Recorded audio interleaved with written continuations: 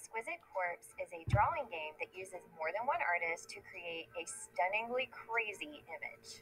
This game was invented by surrealist artists that wanted to create images based on the subconscious and spontaneous marks made by artists. Here are some contemporary examples by artists Jack and Dinos Chapman. And I have never heard of these artists until I started looking more into this technique. This drawing game was a favorite of artist Frida Kahlo, which makes me love it even more. This was also done with poets and writers who would write one word or one line and then pass it to the next person. This game can be played in person, as it was traditionally, or you can do it digitally if you are quarantined away from all of your favorite other artists. If you're doing this IRL, you'll need to divide or fold your paper into 3 sections. The first artist starts with the head, and it can be the head of anything at all. It does not have to be real. It can be from your imagination, or it could just be like what you know how to draw best. When I do this in class, I tell students, if you have a hard time thinking of something, start with an oval and go from there.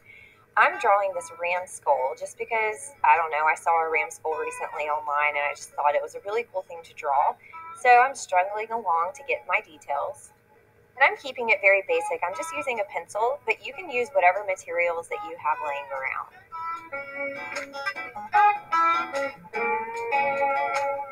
You will need to include a neck, and you're going to stop at the folded line so the next artist has a guideline to draw the next section.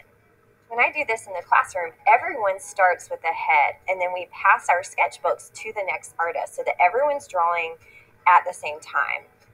So when you fold your paper over, you can see there's 2 lines, and that's where the torso is going to go. For my torso, I'm going to draw a robot body. And there's no surprises here. I'm the only artist in the room, so I'm the only one drawing all 3 sections. That's certainly an option, but it's definitely not as much fun. The whole point of this drawing game is to get unexpected results because you're using the brains and the talents of other people, other artists. The torso is really fun because it's the body, it's the chest, it stops at the waist, but think about what the arms of whatever creature you're drawing could be doing or holding.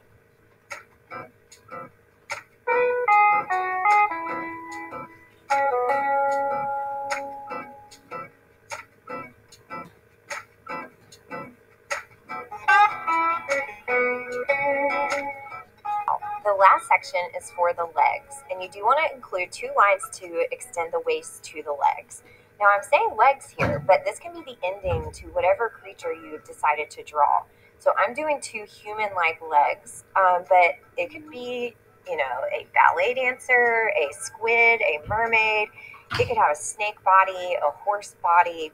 However you want to end the drawing is really up to the last artist. And you can also think about what is the surface that this creature is standing on. For me, there's no surprises because I'm the sad only artist doing this drawing. But the fun part is when you open it up and you see the craziness that 3 artists put together. This is always the most fun because the craziness just cannot be predicted.